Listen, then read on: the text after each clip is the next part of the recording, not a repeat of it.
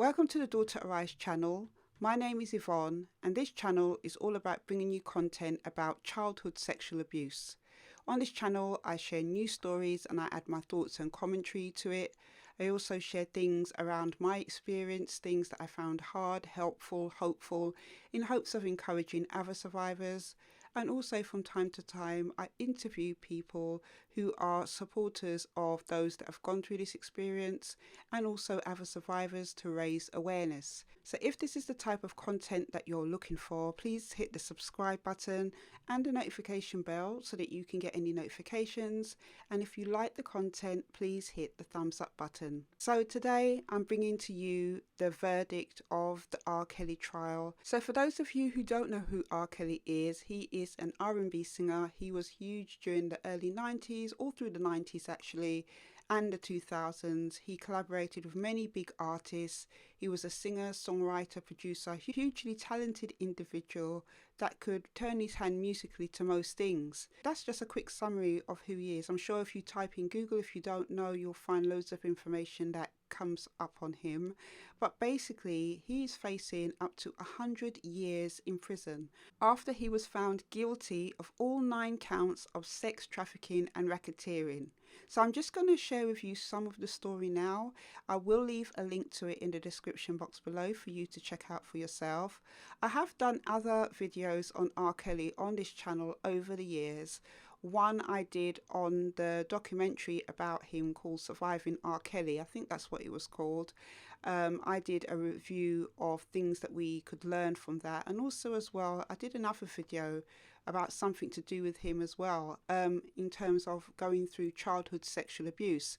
I will leave links to those videos at the top of this one and at the end should you want to check them out yourself. So as mentioned, R. Kelly was found guilty of all 9 counts of racketeering and sex trafficking by a federal jury on Monday during his sex trafficking trial, where prosecutors accused the R&B singer of exploiting his stardom over a quarter of a century to lure women and underage girls into his orbit for sex. A jury of 7 men and 5 women reached their verdict after 9 hours of deliberation and a 6-week-long trial featuring lurid testimony. He faces up to 100 years in prison, 20 years for racketeering, 10 for each of the sex trafficking convictions. Sentencing is expected to take place on May 4th, 2022. Kelly has remained in custody after being denied bail in his New York City case in October 2019. The jury began deliberating federal racketeering and sex trafficking charges against the superstar on Friday in Brooklyn, after prosecutors and defense attorneys finished their closing arguments. Prosecutors say Robert Sylvester Kelly, 54, ran a Chicago-based criminal enterprise for nearly 3 decades, and that he used it to target, groom and exploit girls, boys and women for unwanted sex and mental torment. The witnesses said Kelly subjected them to perverse and sadistic whims when they were underage. He has denied any wrongdoing. The acts presented during testimony included bribery, kidnapping, forced labour, rape, druggings, imprisonment and child pornography. Some key allegations from the trial include assaulting underage victims and knowingly giving them herpes, coercing victims into getting abortions after impregnating them, slapping, choking, spitting at and urinating on his victims, recording sexual encounters with his underage accusers, creating child porn, subjecting his victims to cruel treatments such as beatings or locking them in their rooms without access to food, water or a bathroom when they disobeyed his rules, forcing his victims to write letters denying allegations of abuse against him, threatening his accusers and their families if they attempted to leave him or press charges, his illegal marriage to singer Aaliyah, which involved obtaining a fake ID for the then 15-year-old so the nuptials could be performed. Today's guilty verdict forever brands R. Kelly as a predator who used his fame and fortune to prey on the young, the vulnerable and the voiceless for his own sexual gratification. Jacqueline Casales, the interim US attorney for the Eastern District of New York who prosecuted the case, said, adding that Kelly is a predator who used his inner circle to ensnare young girls and young men and women for decades in a sordid web of sex abuse, exploitation and humiliation. Gloria Allred, who represented 3 of Kelly's accusers, echoed Casales' comments. I have been practicing law for 47 years. During this time, I have pursued many sexual predators who have committed crimes against women and children. Of all the predators I have pursued, Mr. Kelly is the worst, she said outside the courthouse. He used the power of his celebrity to recruit vulnerable underage girls for the purpose of sexually abusing them. But Kelly's lawyer, r.kelly, said he was disappointed by the verdict. I think I'm even more disappointed the government brought this case in the first place, given all the inconsistencies, Kelly said. I don't think anyone is ever prepared for an outcome like this. Jurors began the day on Monday by sending the judge a note asking for the transcripts of the testimony by the two former Kelly employees and for a legal clarification. The court also permitted the media for the first time to hear audio played for the jury. In one clip, according to reporter Jason Mesner, Kelly is heard hitting a victim because she was suspected of stealing. "Keep your eyes closed. Eyes open. Guess what? We start over," Kelly was heard saying, followed by the sounds of slapping and crying. After the assault, the victim was heard crying as she repeats, I'm a stupid bee, Daddy. I want you to fix me." After the assault, the victim was heard crying as she repeats, "I'm a stupid bee, Daddy. I want you to fix me." Kelly allegedly told her that he loved her, supported her, and encouraged her to keep repeating the aforementioned words. "Without a frown, without an attitude, you do what the F I say," he adds. Another clip, reportedly from the same encounter, also provided an insight in how he treated his victims in the bedroom. Among splashing and moaning sounds, the victims were heard saying, "Ooh, there is PISS everywhere." This wasn't a role play and this wasn't consensual. You saw it with your own eyes, prosecutor Nadi Shahata told the courtroom on Monday. The guilty verdict follows 21 days of evidence, including 50 witnesses and hours of searing testimony. To convict Kelly on racketeering, which carries a sentence of up to 20 years, jurors had to find him guilty of at least 2 of the 14 predicate acts, the crimes elemental to the wider pattern of illegal wrongdoing. He was also charged with multiple violations of the Mann Act, which makes it illegal to transport anyone across the state lines for any immoral purpose. Throughout the trial, prosecutors argued that Kelly's accusers were indoctrinated into his world, groomed for sex, and kept in line by coercive means of control, including isolation and cruel disciplinary measures. They also argued that Kelly, with help of members of his entourage, used tactics from the Predator playbook to sexually exploit his victims. The defense, however, argued that his accusers lied in their testimonies and that Kelly was a sex symbol and playboy who was being attacked by scorned exes and money-hungry fans. Defense attorney r.kelly told the jury there was no evidence Kelly's accusers were ever forced to do anything against their will. He also noted that the accusers, also known as Kelly's girlfriends, maintained a relationship with him because he spoiled them with travel, shopping sprees, and 5-star dining and other luxuries. He gave them a lavish lifestyle, he said. That's not what a predator is supposed to do. Prosecutors say Kelly suppressed allegations for years by pressuring his accusers into signing non-disclosure agreements. Prosecutors in the trial argued that NDA should not keep victims from speaking out and referred to other federal cases. A Brooklyn judge agreed and overturned the NDAs for Kelly's accusers, allowing 2 of his alleged victims to testify against him. Although most of his accusers were female, at least one male testifying under the name Lewis took the stand during the trial. Lewis alleged that Kelly had a woman hidden under a boxing ring at his house ready to perform sex acts on him. He told the Brooklyn federal courtroom he was 17 when Kelly slipped him his phone number while the teenager was working the night shift at the McDonald's drive-thru in suburban Chicago, near the R&B artist's home. After he and his parents attended a party at Kelly's home, the singer told him maybe it would be best sometime if I came to the party by myself, Lewis told the court. At one point, Lewis said he met Kelly at the star's home and they proceeded to a detached garage which had a boxing ring and a gym. He asked me what I was willing to do for music, the witness said, describing the singer, asking if he had fantasies before performing oral sex on him. He also described an episode of non-consensual sex involving Lewis and another person, saying Kelly snapped his fingers before a young lady came out from under the boxing ring. She crawled over to him before performing oral sex on both Kelly and Lewis, the court heard. It was uncomfortable, said Lewis, describing another instance where he passed out from drinking at a party and woke up alone with the defendant, unsure whether they had a sexual encounter. Lewis, who met Kelly in 2006, said the singer told him to keep it between me and him, saying we're family now, we're brothers. He said Kelly requested Lewis call him daddy, as multiple women have said the singer demanded, and would routinely film their sexual encounters. There was also mention of his marriage to Aaliyah, whose full name was Aaliyah Dana Horton. She worked with Kelly, who wrote and produced her 1994 debut album Age Ain't Nothing But a Number. Kelly's former tour manager, Demetrius Smith, testified to the court that he bribed a government worker with $500 to obtain Aaliyah's fake ID so that he could marry her. He reportedly feared he had got Aaliyah pregnant, which would out him as having had sex with an underage girl. Prosecutors said Kelly wanted to use the marriage to shield himself from criminal charges relating to having sex with a minor and to prevent her from testifying against him. The marriage was annulled in 1995 by Aaliyah's parents, who did not know about the wedding before it occurred. She tragically died in a plane crash 6 years later at the age of 22.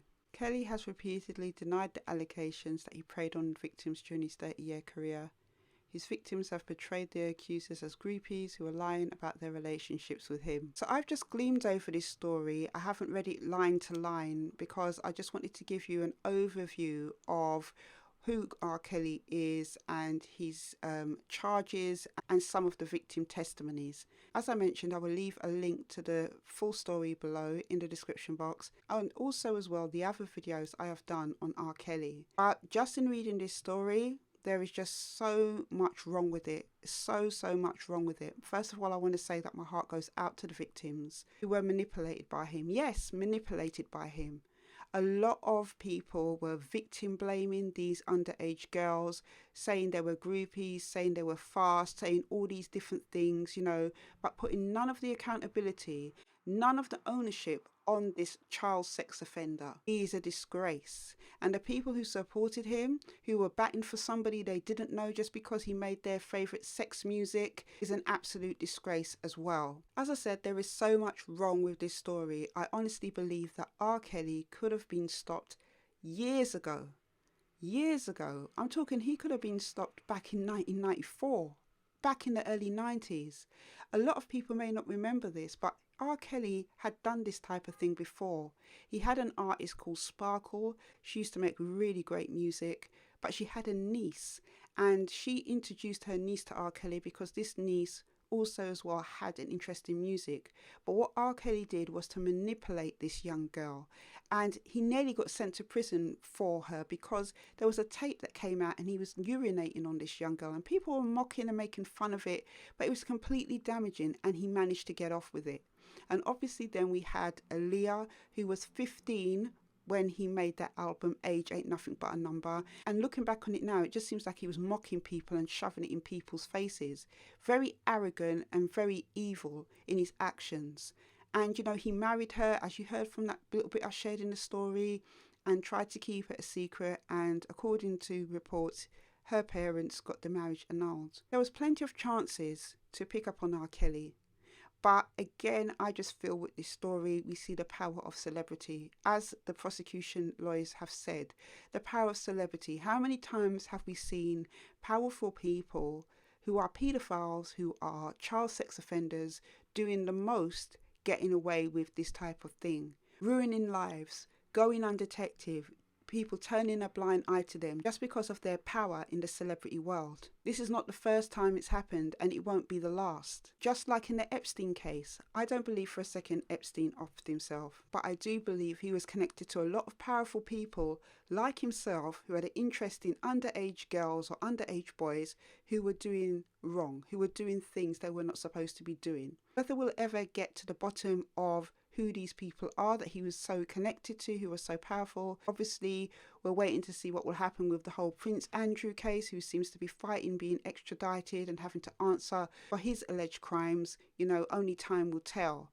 But back to R. Kelly, I just feel that he could have been stopped earlier. This is a person who seemed to be operating from a child sex offender playbook, if that's what you want to call it, because, you know, he had enablers. He had people who were scouting the crowds, probably at his concerts for young impressionable girls and boys to bring back for him.